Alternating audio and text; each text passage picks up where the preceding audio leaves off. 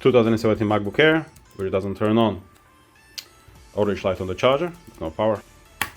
Let's see what's going on. No liquid.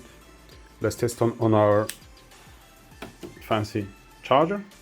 I love this snap magnet.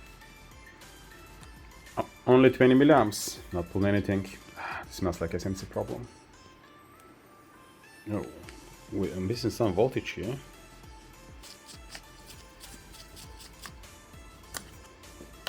Correction, this is 2013 model. Let's see what's going on. Let's have a look.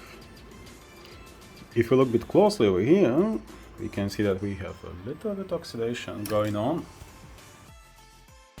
Strange, this doesn't look like a liquid damage, so most likely we had a breadcrumb or something which got stuck there and corroded. So looking at the way how it decayed, must have been there for at least a year, so that traces are completely gone there. Looking at the schematics, those two resistors needs to be connected, so we're gonna just jumper wire that damaged trace. Let's look around the rest of the board, and we have some oxidation here as well.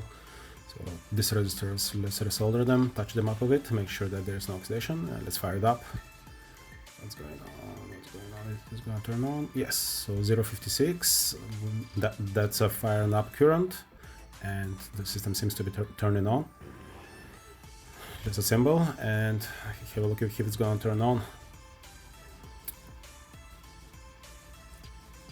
And we get green charger. Let's press the power button, and there you go. Screen is up, and we're done. Another example that we don't even need a liquid damage on this Macs to be able to bring them to their knees. Just make sure that you service your Macs on a regular basis, because when dust is collected inside, it gathers and captures all those breadcrumbs and so on, organic materials around us, and a little bit of humidity from the air or oxidation can cause them to start oxidizing, as this case. No wonder why out of nowhere they just stop turning on.